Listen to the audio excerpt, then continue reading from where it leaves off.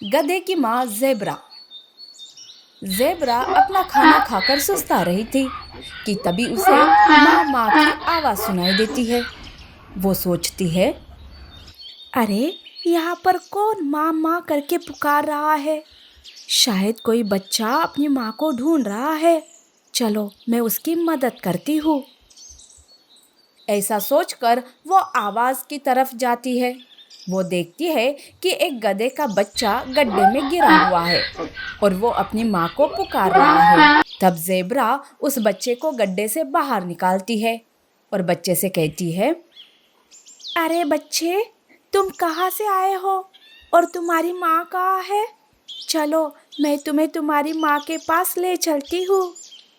Zebra उसे बार बार पूछती रहती है पर बच्चा चुपचाप रहता है। ज़ेब्रा परेशान हो जाती है।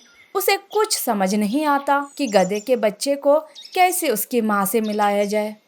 तभी उसे बंदर मिलता है।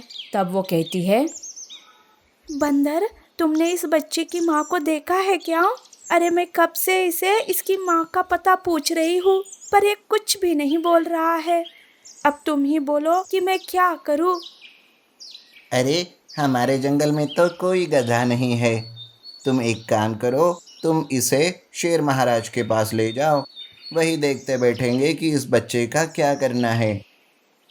ज़ेब्रा बंदर की बात से सहमत होकर शेर के पास जाने लगती है। तब गधे का बच्चा जोर जोर से रोने लगता है। ज़ेब्रा उसे चुप कराती है। मुझे शेर के पास मत ले चलो। मुझे शेर से बहुत डर लगता है। दरअसल मैं गांव से आया हूँ। मेरी माँ को मालिक ने किसी और को बेच दिया काम करने के लिए। वो मुझसे भी काम करवाता था, इसलिए मैं वहाँ से भागकर यहाँ चला आया। रोते हुए गधे को देखकर ज़ेब्रा को बहुत ही दुख होता है। वो कहती है, इतने से छोटे से बच्चे से कौन काम करवाता है। बड़े ही निर्दयी होते हैं इंसान। पर बच्चे, अब तुम्हें कहीं और जाने की कोई जरूरत नहीं है। आज से तुम मेरे साथ मेरा बेटा बनकर रहेगा। ज़ेब्रा गधे को अपने साथ रखने लगती है।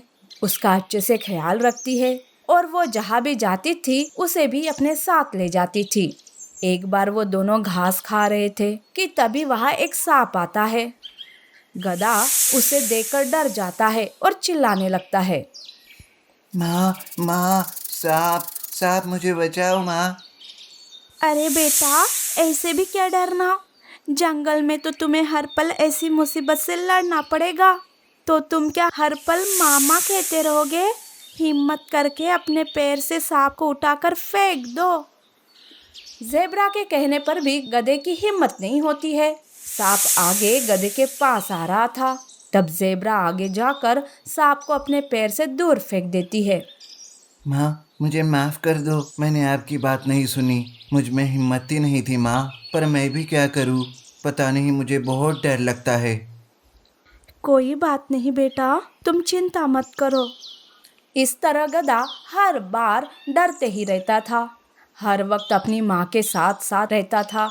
पर ज़ेब्रा गधे की इस डर से थोड़ी चिंतित हो जाती है।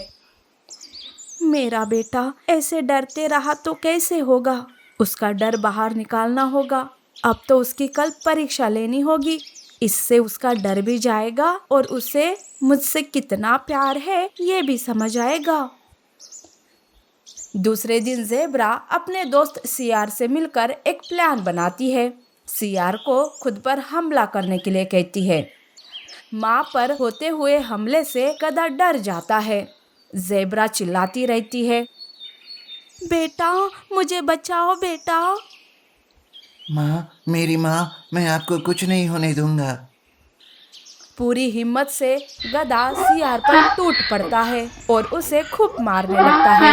ये देखकर ज़ेब्रा को बहुत ही खुशी होती है और वो कहती है, शाबाश बेटा, मुझे तुमसे यही उम्मीद थी। अब तुम जंगल में अकेले बिना डर के रह सकते हो। ज़ेब्रा गधे को अपनी सारी प्लानिंग बताती है। इस तरह से गधे का डर चला जाता है।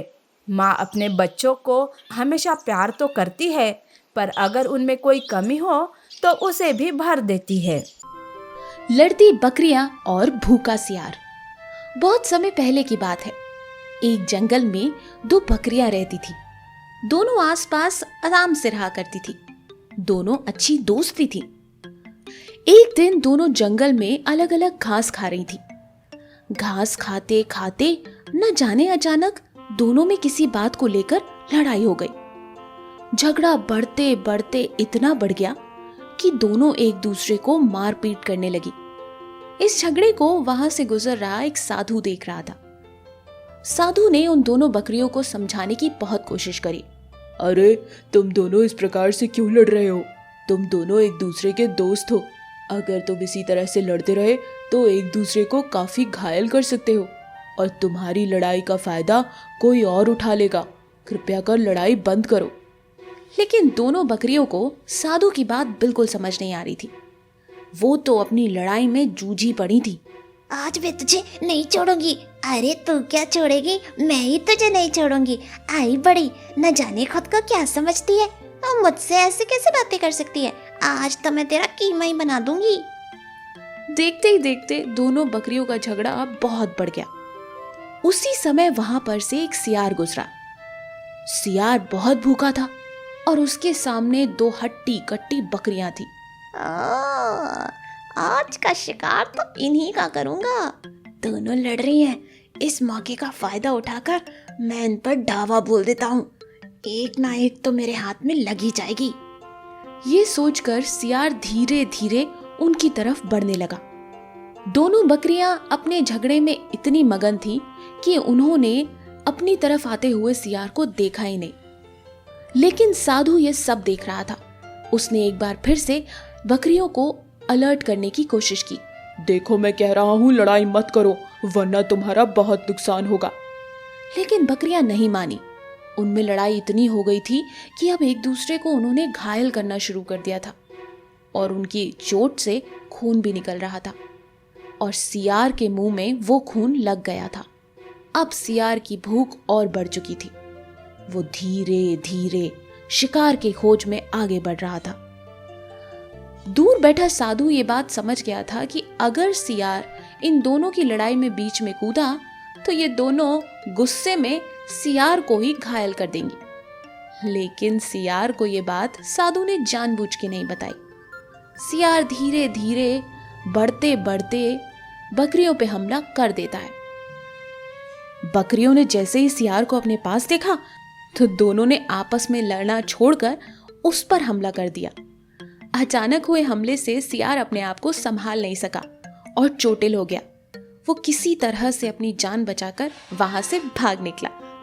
सियार को भागता देख बकरियों ने भी लड़ना छोड़ दिया। दोनों अपने अपने घर लौट गए।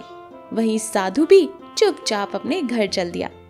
तो इस कहानी से हमें ये सीख मिलती है कि हमें परिस्थितियां और सिचुएशन देखकर अपना काम करना चाहिए। लालच नहीं करनी चाहिए। साथ ही दूसरों की लड़ाई में नहीं कूदना चाहिए। इससे हमारा ही नुकसान होता है। ऐसी और अमेजिंग कहानियों के लिए हमारे चैनल को लाइक और सब्सक्राइब करना ना भूलें।